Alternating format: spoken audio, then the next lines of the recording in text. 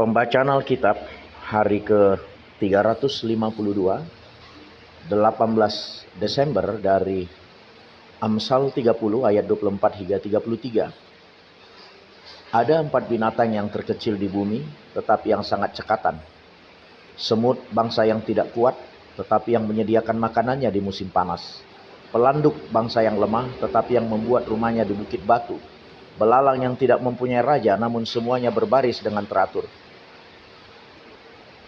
Cicak yang dapat kau tangkap dengan tangan, tetapi yang juga ada di istana-istana raja. Ada 3 binatang yang gagah langkahnya, bahkan 4 hal yang gagah jalannya, yakni singa yang terkuat di antara binatang, yang tidak mundur terhadap apapun, ayam jantan yang angkuh atau kambing jantan, dan seorang raja yang berjalan di depan rakyatnya. Bila engkau menyombongkan diri tanpa atau dengan berpikir, tekapkanlah tangan pada mulut, sebab kalau susu ditekan, mentega dihasilkan. Dan kalau hidung ditekan, darah keluar. Dan kalau kemarahan ditekan, pertengkaran timbul. Perjanjian Baru Wahyu 9 ayat 13 hingga 10 ayat 11.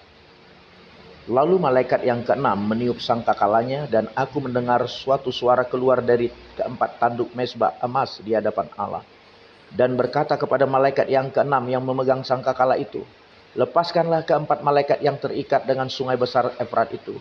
Maka dilepaskanlah ke-4 malaikat yang telah disiapkan bagi jam dan hari, bulan dan tahun untuk membunuh sepertiga dari umat manusia. Dan jumlah tentara itu ialah 20.000 laksa pasukan berkuda. Aku mendengar jumlah mereka, maka demikianlah aku melihat dalam penglihatan ini kuda-kuda dan orang-orang yang menungganginya. Mereka memakai baju zirah, merah api dan biru dan kuning belerang warnanya. Kepala kuda-kuda itu sama seperti kepala singa, dan dari mulutnya keluar api dan asap dan belerang. Oleh ketiga malapetaka ini dibunuh sepertiga dari umat manusia, yaitu oleh api dan asap dan belerang yang keluar dari mulutnya. Sebab kuasa kuda-kuda itu terdapat di dalam mulutnya dan di dalam ekornya. Sebab ekornya sama seperti ular.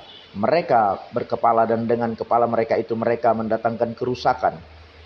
Tetapi manusia lain yang tidak mati oleh malapetaka itu tidak juga bertobat dari perbuatan tangan mereka. Mereka tidak berhenti menyembah roh-roh jahat dan berhala-berhala dari emas dan perak, dari tembaga, batu dan kayu yang tidak dapat melihat atau mendengar atau berjalan. Dan mereka tidak bertobat daripada pembunuhan, sihir, percabulan, dan pencurian. Dan aku melihat seorang malaikat lain yang kuat turun dari sorga, berselubungkan awan, dan pelangi ada di atas kepalanya, dan mukanya sama seperti matahari, dan kakinya bagaikan tiang api. Dalam tangannya ia memegang sebuah gulungan kitab kecil yang terbuka. Ia menginjakkan kaki kanannya di atas laut, dan kaki kirinya di atas bumi. Dan ia berseru dengan suara nyaring sama seperti singa yang mengaum. Dan sesudah ia berseru, ke-7 guru itu mendengarkan suaranya. Dan sesudah ke-7 guru itu selesai berbicara, aku mau menuliskannya. Tetapi aku mendengar suatu suara dari sorga berkata, materaikanlah apa yang dikatakan oleh ke-7 guru itu, dan janganlah engkau menuliskannya. Dan malaikat yang kulihat berdiri di atas laut dan di atas bumi, mengangkat tangan kanannya ke langit.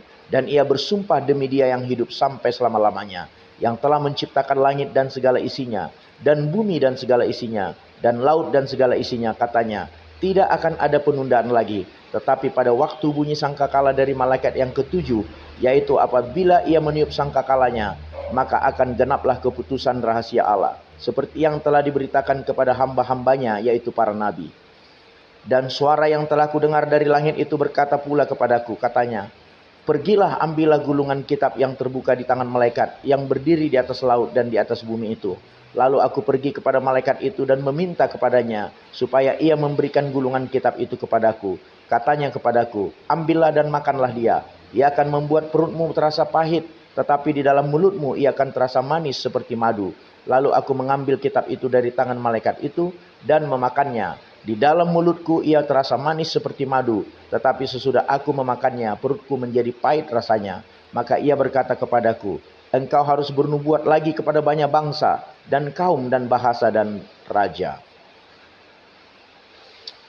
Perjanjian Lama Esra 2 ayat 68 hingga 4 ayat 5. Beberapa kaum keluarga tatkala datang ke rumah Tuhan yang di Yerusalem, mempersembahkan persembahan sukarela guna membangun rumah Allah pada tempatnya semula. Mereka memberi sumbangan sekadar kemampuan mereka untuk berbendaharaan guna pekerjaan itu sebanyak 61.000 dirham emas, 5.000 mina perak, dan 100 helai kemeja imam. Adapun para imam dan orang-orang Lewi dan juga sebagian dari rakyat, serta para penyanyi, para penunggu pintu gerbang, dan para budak di bait Allah menetap di kota-kota mereka. Demikian juga semua orang Israel yang lain, masing-masing di kota-kotanya sendiri. Ketika tiba bulan yang ketujuh setelah orang Israel menetap di kota-kotanya, maka serentak berkumpullah seluruh rakyat di Yerusalem. Maka mulailah Yesua bin Yozadak beserta saudara-saudaranya dan para imam itu, dan Zerubabel bin Shealtiel beserta saudara-saudaranya membangun mezbah Allah Israel untuk mempersembahkan korban bakaran di atasnya, sesuai dengan yang ada tertulis dalam kitab Taurat Musa, abdi Allah. Mereka mendirikan mezbah itu di tempatnya semula. Sungguh pun mereka ketakutan terhadap penduduk negeri. Lalu mereka mempersembahkan di atasnya korban bakaran kepada Tuhan, korban bakaran waktu pagi dan waktu petang. Mereka juga mengadakan hari raya Pondok Daun sesuai dengan yang ada tertulis, dan mempersembahkan korban bakaran hari demi hari menurut jumlah yang sesuai dengan peraturan, yakni setiap hari menurut yang ditetapkan untuk hari itu.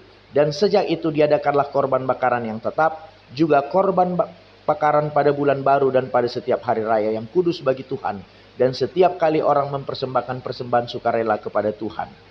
Sejak hari pertama bulan yang ketujuh mereka mulai mempersembahkan korban bakaran kepada Tuhan. Namun dasar bait suci Tuhan belum juga diletakkan. Lalu mereka memberikan uang kepada tukang batu dan tukang kayu, sedang kepada orang Sidon dan Tirus makanan dan minuman dan minyak, supaya orang-orang itu membawa kayu aras dari Lebanon sampai ke laut dekat Yafo, seperti yang telah diizinkan kepada mereka oleh Kores, raja negeri Persia. Pada tahun yang kedua sesudah mereka sampai ke rumah Allah di Yerusalem, dalam bulan yang kedua, maka Zerubabel bin Shealtiel dan Yesua bin Yozadak beserta saudara-saudara mereka yang lain, yakni para imam dan orang-orang Lewi dan semua orang yang pulang ke Yerusalem dari tempat tawanan, memulai pekerjaan itu. Mereka menugaskan orang-orang Lewi yang berumur 20 tahun ke atas untuk mengawasi pekerjaan membangun rumah Tuhan. Lalu Yesua serta anak-anak dan saudara-saudaranya dan Kadmiel serta anak-anaknya orang-orang Yehuda bersama-sama bertindak mengawasi orang-orang yang melakukan pekerjaan membangun rumah Allah. Demikian juga Bani Henadad, anak-anak dan saudara-saudara mereka yang orang-orang Lewi itu. Pada waktu dasar bait suci Tuhan diletakkan oleh tukang-tukang bangunan, maka tampillah para imam dengan memakai pakaian jabatan dan membawa nafiri, dan orang-orang Lewi, Bani Asaf, dengan membawa ceracap untuk memuji-muji Tuhan. Menurut petunjuk Daud, Raja Israel, secara berbalas-balasan mereka menyanyikan bagi Tuhan nyanyian pujian dan syukur. Sebab ia baik bahwasanya untuk selama-lamanya kasih setianya kepada Israel. Dan seluruh umat bersorak-sorai dengan nyaring sambil memuji-muji Tuhan, oleh karena dasar rumah Tuhan telah diletakkan. Tetapi banyak di antara para imam, orang-orang Lewi dan kepala kaum keluarga, orang tua-tua yang pernah melihat rumah yang dahulu, menangis dengan suara nyaring ketika perletakan dasar rumah ini dilakukan di depan mata mereka. Sedang banyak orang bersorak-sorai dengan suara nyaring karena kegirangan. Orang tidak dapat lagi membedakan mana bunyi sorak-sorai kegirangan dan mana bunyi tangis rakyat. Karena rakyat bersorak-sorai dengan suara yang nyaring sehingga bunyinya kedengaran sampai jauh.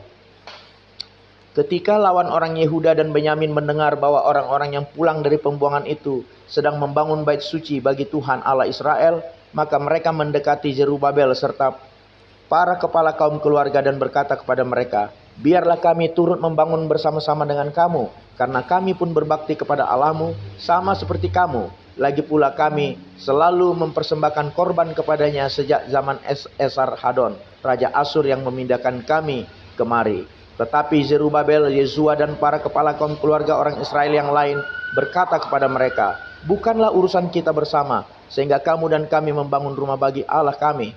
Karena kami sendirilah yang hendak membangun bagi Tuhan Allah Israel, seperti yang diperintahkan kepada kami oleh Kores, raja negeri Persia." Maka penduduk negeri itu melemahkan semangat orang-orang Yehuda dan membuat mereka takut membangun. Bahkan selama zaman Kores, raja negeri Persia, sampai zaman pemerintahan Darius, raja negeri Persia, mereka menyogok para penasehat untuk melawan orang-orang Yehuda itu dan menggagalkan rancangan mereka. Amin.